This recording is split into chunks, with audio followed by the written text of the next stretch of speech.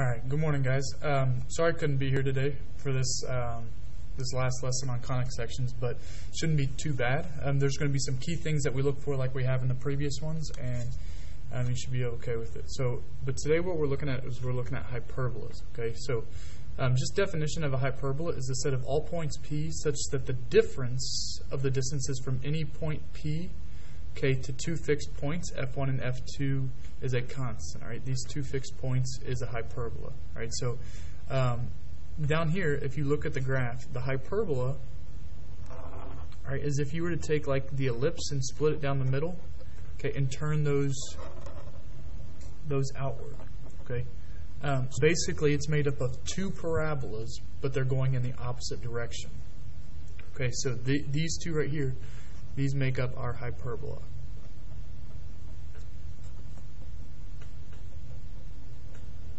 All right. Now, and then with our foci right here. Okay. So notice how once again the foci are within the curve.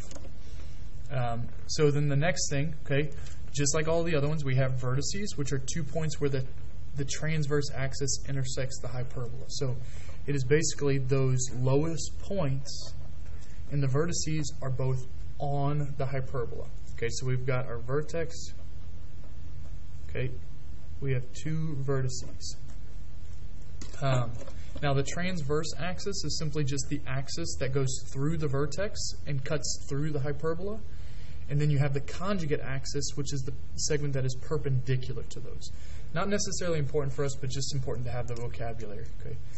Now, one other thing here that is super important to the formation of these graphs, okay, and we've talked about this term before, but not necessarily like this, but here, with hyperbolas, we're going to have an asymptote.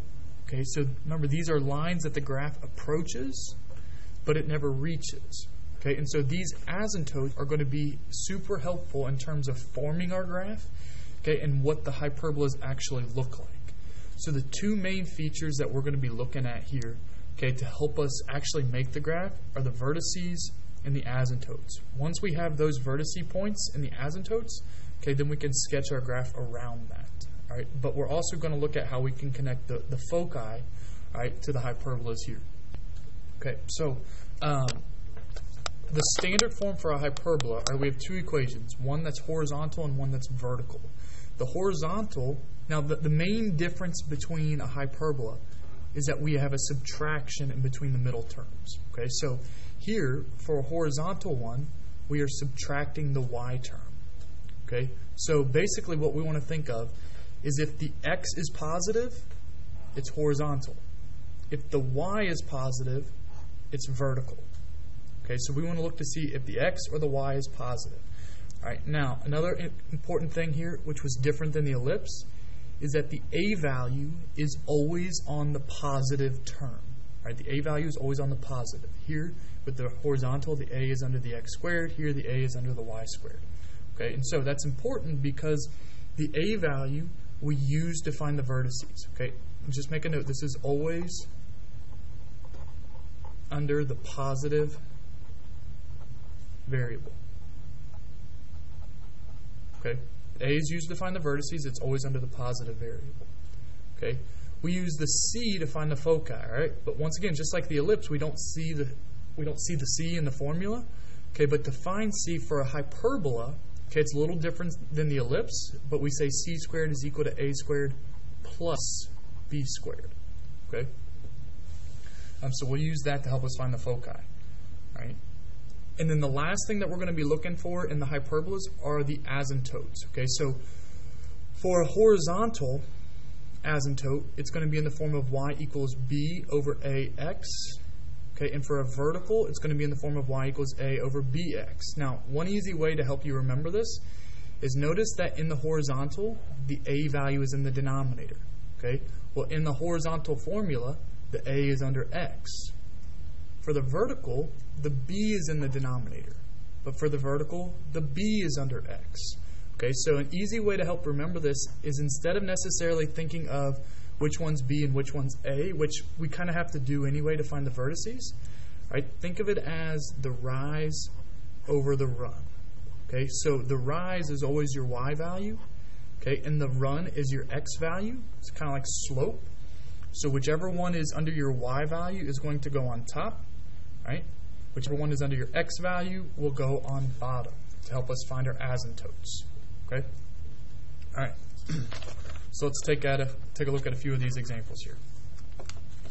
All right. So first thing what I'm going to do, right? I'm going to look to try to find my A and my C. Now for this one we don't necessarily we don't need B in terms of finding any key features, but we do need the B value in order to find the C, right? So my A, right, is going to be the square root of the larger, so it's 3. B is the square root of the, it's the square root of the positive, The B is the square root of the negative, okay, which is 4. And C, we say C squared is equal to A squared plus B squared. Okay, and my A squared is 9, my B squared is 16, which just gives us 25. Therefore, C is 5. Okay, so a couple things here. This one is centered at the origin.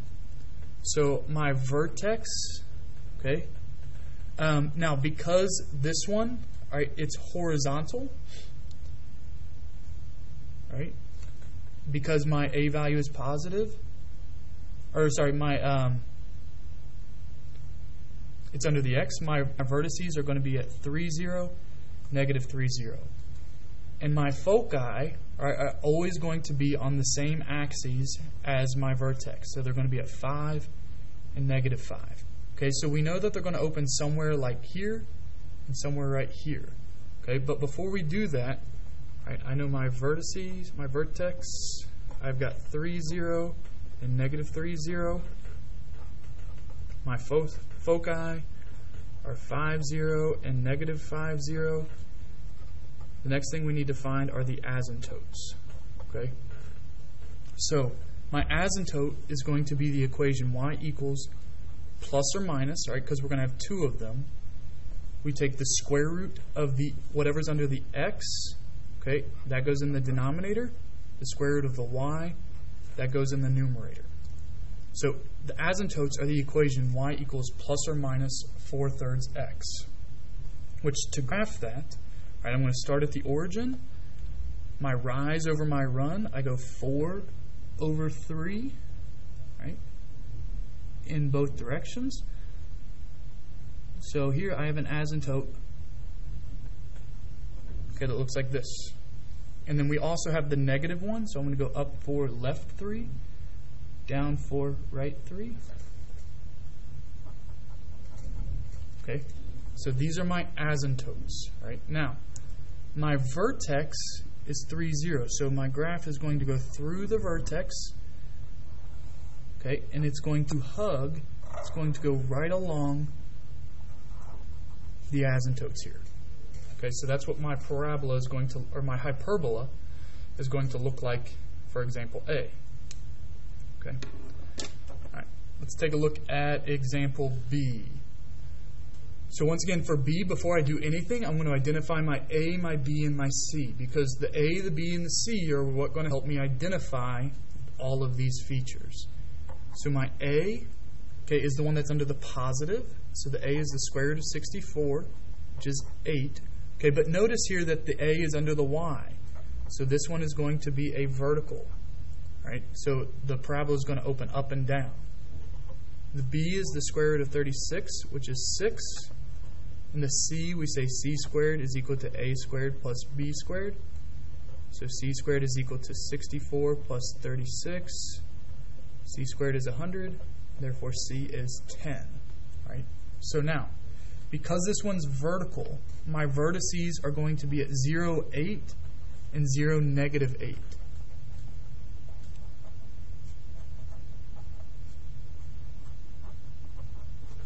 Okay. My foci, right, is at 10 and negative 10. Okay, so my foci is at 0, 10 and 0, negative 10. And my asymptotes, it's y equals plus or minus Alright, so this time we're going to take the square root of whatever is under my y, which is 8, the square root of whatever is under my x, which is 6. Right? So we have 8 over 6, which reduces to 4/3. Right? So my asymptotes, we simplify this to y equals plus or minus 4/3 x. Okay. So same as last time, but we're going to start it at the center. I'm going to go up 4 over 3. Okay, you can make as many points as you feel like you need to.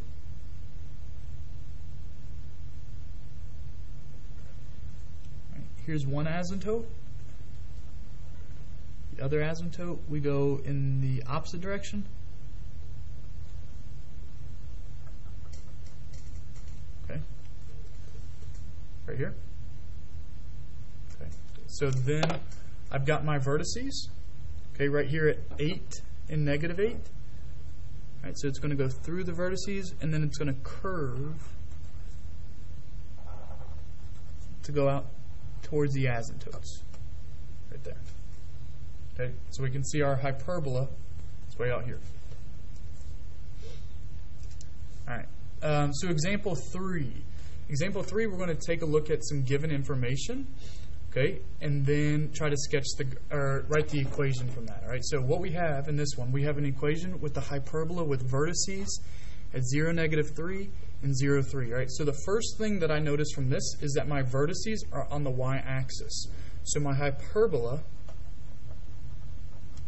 is vertical.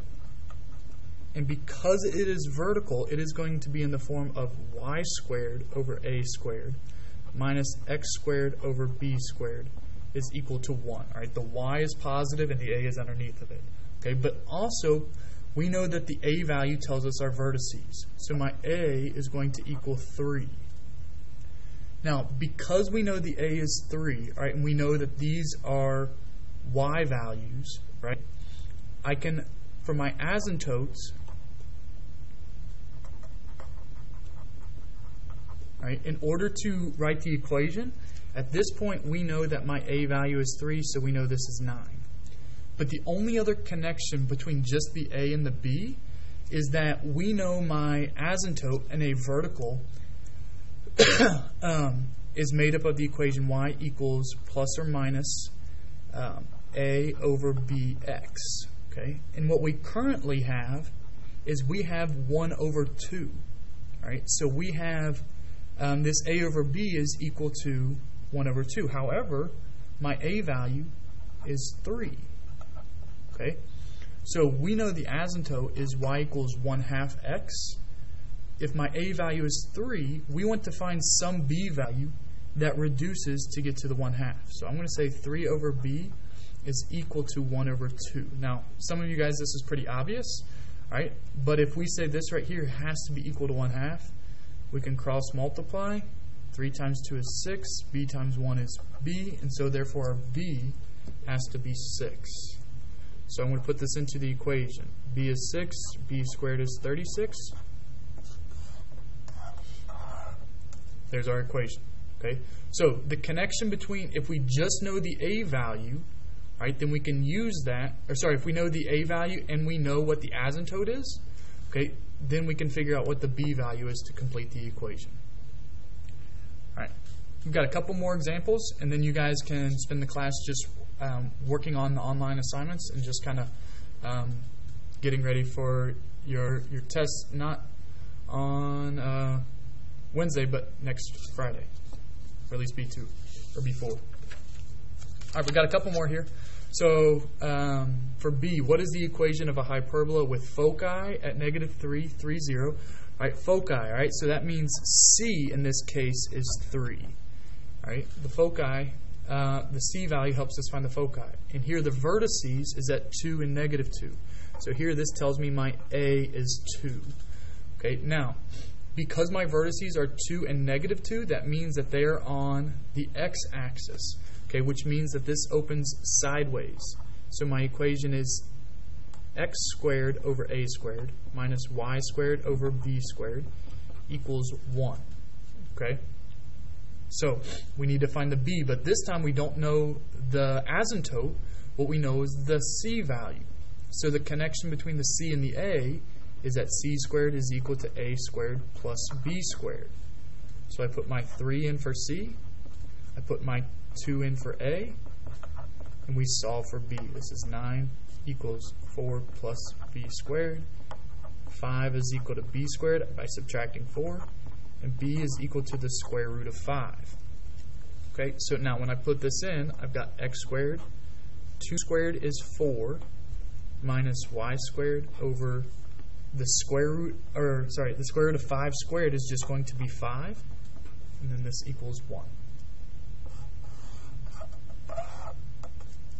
All right, a couple more, and then we will, like I said, you guys can work. All right, example 4. This says the light of a lamp shines on a wall and forms a hyperbola. Okay, the vertex of the hyperbola is 7 inches, okay, above the lamp. The asymptote of the hyperbola are plus or minus 7 over 6. Write an equation for the hyperbola. Okay, so we've got, right, you've got your lamp. Okay, and from this lamp, you know how kind of the light shines through this, right? So you've got the light that's shining, and it's creating a hyperbolic shine on the wall. Okay, so we can kind of see that it's a vertical shine up on the wall. So here it says the light of a lamp shines on the wall and forms a hyperbola. The vertex of the hyperbola is 7 inches above the lamp. Okay, so here's our lamp. We're going to assume that this right here is going to be the point 0, 0, and that this is 7 inches above. So we're going to go ahead and say that my vertex, right, is 7 inches above, so A is equal to 7. The asymptote of the hyperbola are y equals 7 over 6. Right? So remember, this is a vertical. Okay, so in a vertical, we're trying to write the equation in the form of y squared over a squared minus x squared over b squared equals 1. So the asymptotes, these are in the form of y equals plus or minus a over b times x. And here, because we have the equation 7 over 6, and we know our a is 7, okay, so we can clearly see that b has to be 6. Okay, so my a is 7, b is 6. So based off of that asymptote, right, if the asymptote is in the form of a over b, then your a is already 7, then your b has to be 6. So my equation is in the form of y squared over 49 minus x squared over 36 equals 1. So as long as you can find your a and your b, then you can write your equation. Okay, all right, we've got one more, and this one says to transform the equation represented by the following into an equation for a hyperbola. Okay, so in order to do this, okay, we have to complete the square. So same thing that we've been doing for all of these problems before is I'm going to group my x's. Right, so I say 8x squared plus 16x. I only have one y squared. Okay, and then we want to move the 64 over to the right. Okay, with my x's, I've got a number out in front of the x squared, so I need to factor that out. Minus 9y squared equals 64. Okay, now this one, the y squared is already complete. All right, so we're not going to have to do anything in terms of completing the square. But for the x, we take the 2, divide it by 2, and square it, which gives us 1. So I add the 1 inside the parentheses. Okay, but here, remember, I'm not actually adding 1. If I were to distribute the 8, I'm actually adding 8. So I got to add 8 to the right side. So I'm going to factor the x's to get x plus 1 squared. Minus 9y squared is equal to 72. But now the standard form for a hyperbola is that the right side has to equal 1. Okay, so I need to divide by 72. And then we're going to reduce anything that we can. So 8 divided by 72 is 9. So we're going to say x plus 1 squared over 9. 9 over 72 is 1 over 8. So we're going to say y squared over 8. 72 over 72 is 1. Okay. So we can see here, this is all it asks for, but just to kind of give you some extra information. So remember, what's over the positive is your A. So your A is 3, right? Your B is what's over the Y, so it's the square root of 8, which is the equivalent of 2 square root of 2. Okay, and then your C, okay, which tells you the foci, is C squared equals A squared plus B squared. So A squared is 9, B squared is 8. So C squared is 17, and C is the square root of 17. Okay, but so just keep in mind for this one, you can't just assume that your vertices is 3, 0, and negative 3, 0 because your center is off center, right? So the center for this one is negative 1, 0. Right? So you're actually going to go 3 to the left and 3 to the right to find the vertices. Right? But your asymptote you can still assume is 2 square root of 2 over 3 for that one. Okay. All right, so you guys have an online assignment on Pearson. You guys that have the class period to work on that, make sure you're working and getting prepared. We will have a review day on Wednesday, all right, but then the next class that I have you, we will take our test on these. Okay.